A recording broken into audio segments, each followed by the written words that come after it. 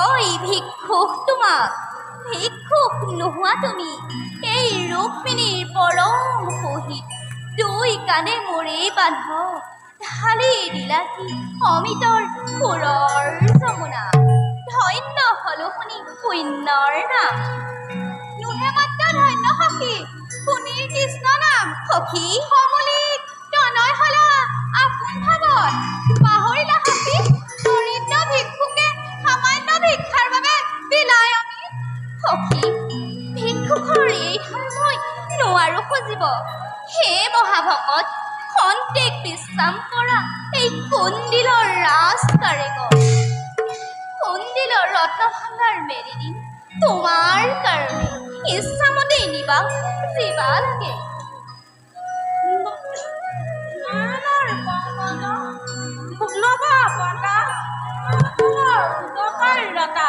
অভিনন্দন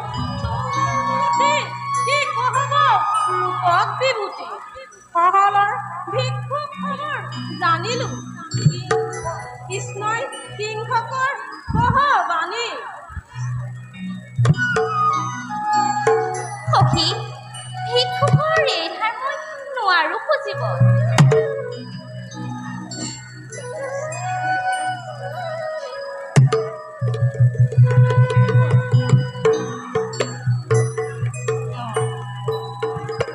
সখী কৃষ্ণৰ সেৱাই মোৰ জীৱনৰ ব্ৰত, কৃষ্ণ মোৰ প্ৰাণৰো দেৱতা। ধূপ ধূনা সহস্ৰ বন্তিৰে তেওঁ চৰণত দিনে ৰাতিয়ে পূজা কৰি সেই পূজাত মোৰ দেৱতা সন্তুষ্ট নহবনে সখী? কোন তোমাৰ দেৱতা? ভাৰতৰ সিমুৰে এজন গুণগান ভাতৃমুখত তুমি সেইজনৰ চৰণত মন প্ৰাণ সমৰ্পণ দিছা সখী, আৰু তেওঁ যদি তোমাক গ্ৰহণ কৰিব নোখোজে সখী তেন্তে কাক দেৱতা পাতিবা? সখী কুণ্ডিলৰ কোনো ৰাজকুমাৰীয়ে দি স্বামীক গ্ৰহণ নকৰে সখী। সখী মোৰ বোধেৰে এনে সংকল্প কৰি ভাল কাম নকৰিলা সখী। সখী তোমালোকে মোক আশীৰ্বাদ কৰা সখী, ভক্তৰ অধীন ভগৱান। এই কথাই যদি সঁচা হয়, এই দিনহীন সেৱিকালৈ নীল গুণে আৰ্শিস নিৰ্মালি নিদিবনে সখী? সখী মোৰ মনেৰে ভাল কাম নকৰিলা সখী। সখী কৃষ্ণৰ কোনো বিশ্বাস নাই, কৃষ্ণৰ প্ৰেমীজনৰ দুখতে জীৱন যায়। পৰম নিষ্ঠুৰে নন্দৰ দুলালত স্বামীৰূপে পাবলৈ কামনা নকৰিবা সখী। সখী আৰু পালেও জানিবা জগতৰ প্ৰতি ধৰি ৰখাটো বৰ টান সখী। সখী তোমালোকে মোক আশীৰ্বাদ কৰা সখী, ভক্তৰ অধীন ভগৱান। এই কথাই যদি সঁচা হয়, এই দিনহীন সেৱিকালৈ শ্ৰী কৃষ্ণৰ নিজ গুণে আৰ্শিস নিৰ্মালি নিদিবনে?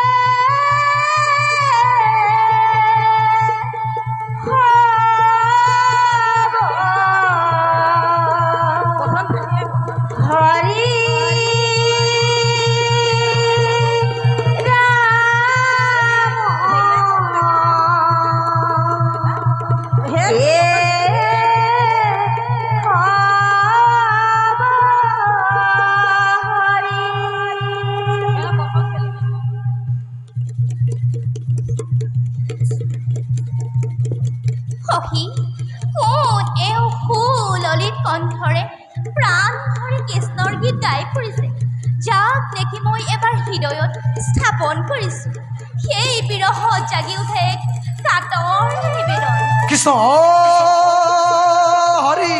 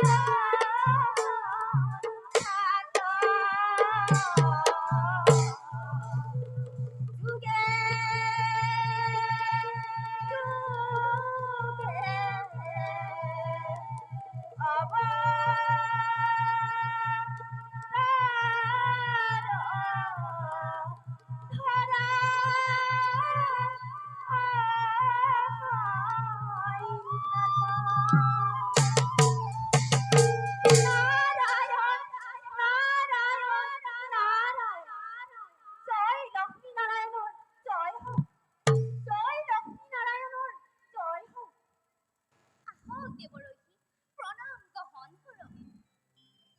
কল্যাণ হওক। উঠা হে ভীষ্মক নন্দিনী, মই সকলো গম পাইছো।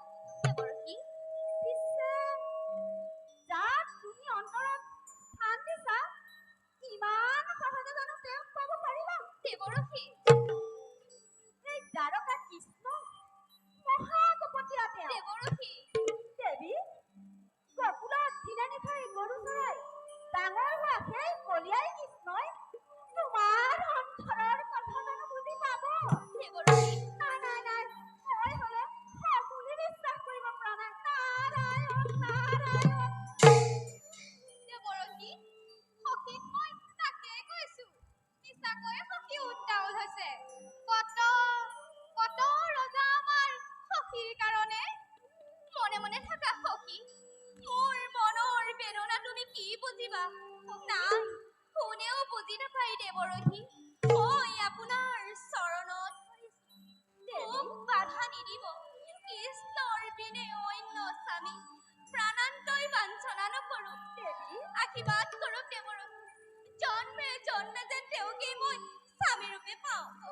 ইফালে আকৌ ৰুক্মণীৰ বিলাস। দেৱৰজী, দেৱী, তোমাৰ হেনো ভয়ংকৰ হ'ব।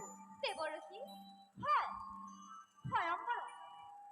ভয়ংকৰত ভয়ৰূপে শিশুপালক কৰিব নিমন্ত্ৰণ। দেৱৰজী, আৰু তথা সময়ত শিশুপাল আহি হব উপস্থিত। দেৱৰজী, সেৱা মহাৰাজ এইফালে আহিব লাগিছে। পাত্ৰী, আই মনৰ সংকল্প মহাৰাজক জনাওক।